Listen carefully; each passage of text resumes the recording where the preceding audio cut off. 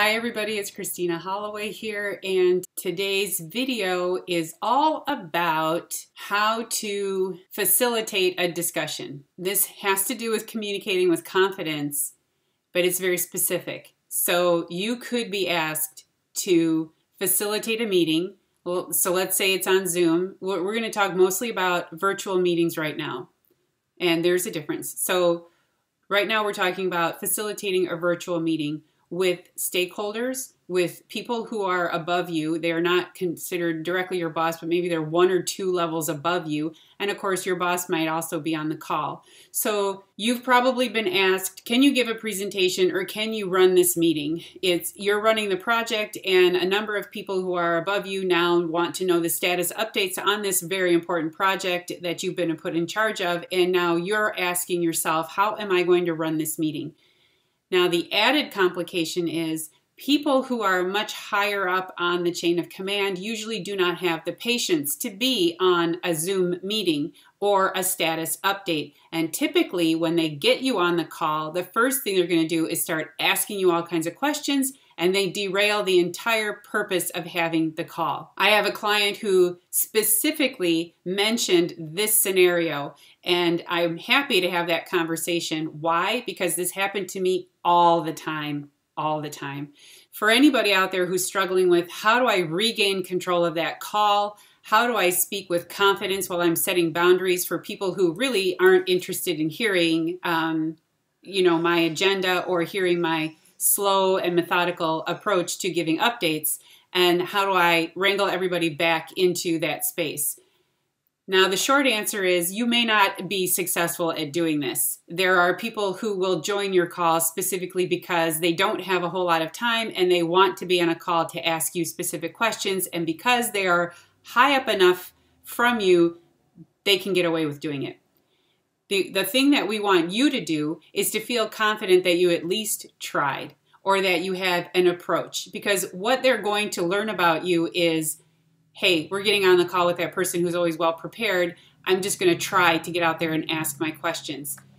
There are mechanisms. You certainly can send an agenda in advance.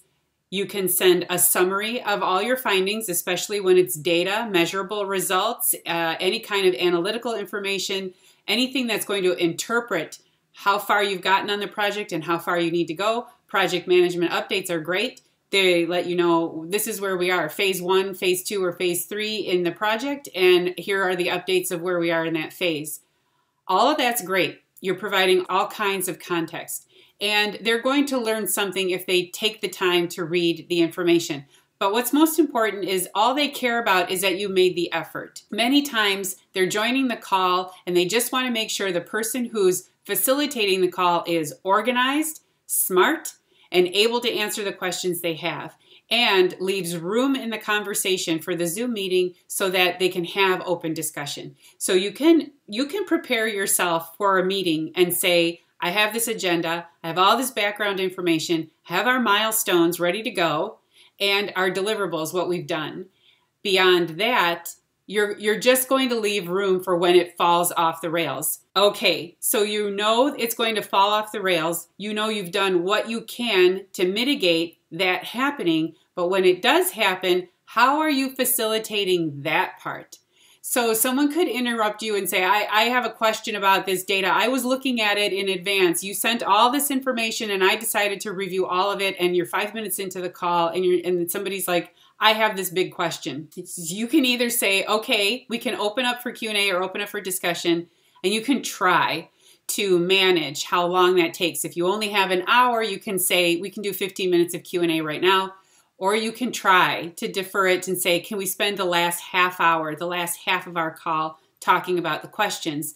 They'll tell you yes or no, or they'll grumble. But the bigger thing that we want for you is that you make the efforts. The context by which somebody brings up these problems when I'm coaching with them isn't so they can just fix a problem and move on. It's always about how do I allow the client to empower themselves? What tools am I giving my client to feel like they've regained control to a certain extent for the problem that they're having? If this is about completely losing control over a meeting is 5 minutes in, and you know that it's nerve-wracking. The conversation gets completely off the rails. They dive into some other area, and you've completely lost control.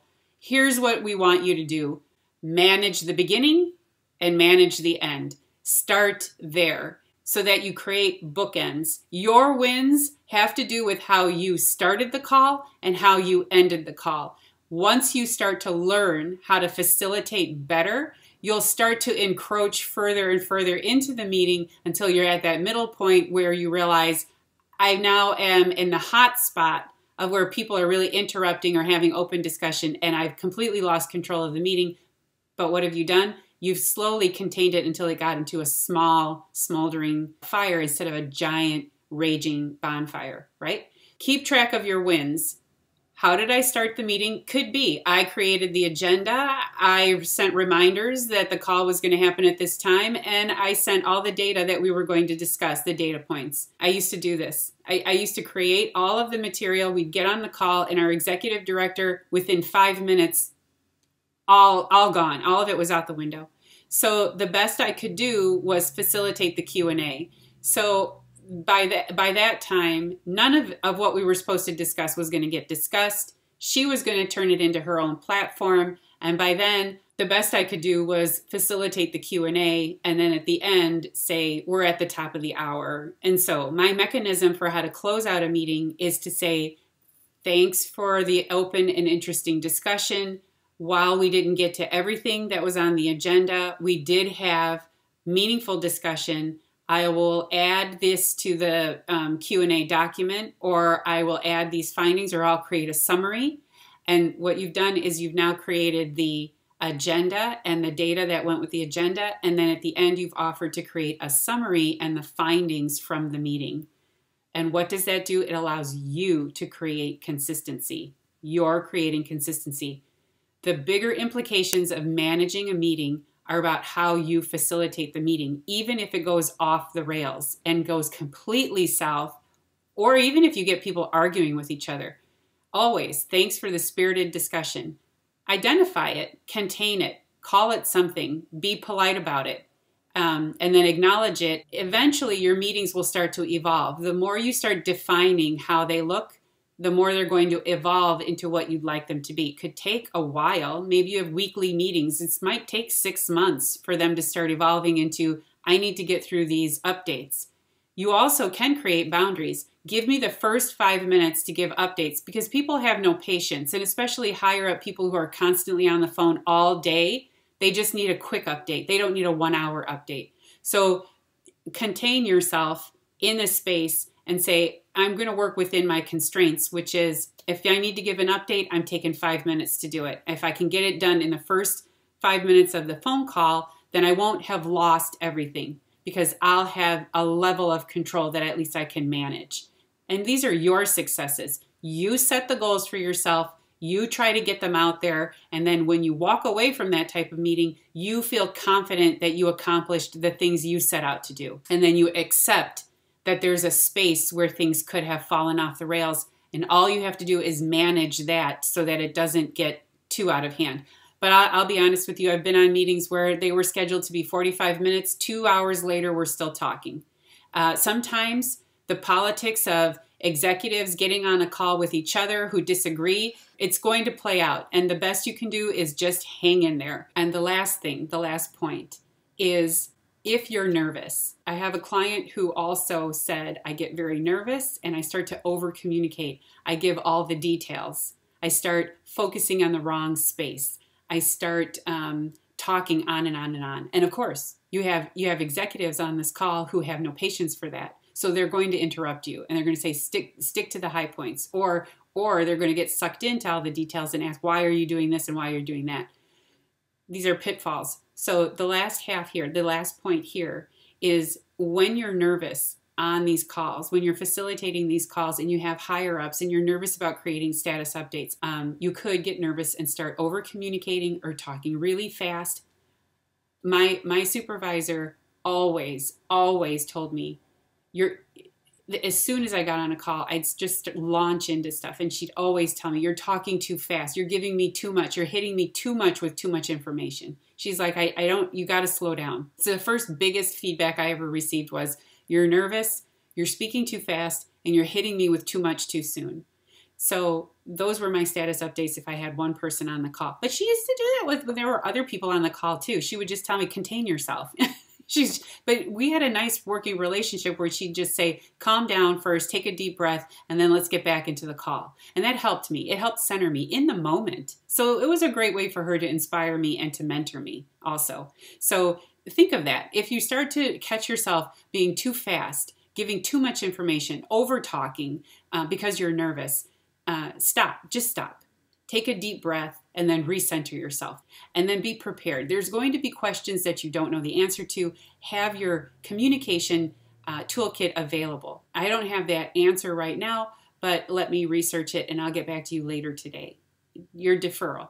Now, if people are asking you too many questions, one of my clients said, well, the first thing they do is they say, when are we going to see the data? And she says, I told them 6 months from now. And then the next month they'll say, when are we supposed to see the data? And she says, well, I told you.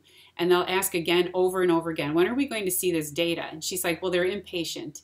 And so one of the questions, one of the methods is to just answer a question with a question. If you really don't know the answer, ask for further clarification. I guess in her case, we might say, what do you mean? When are we going to see the data? I answered that last time. Are you expecting a different answer, right? Not in a snide way. Why is that important to you? This was one of the questions I told her to ask.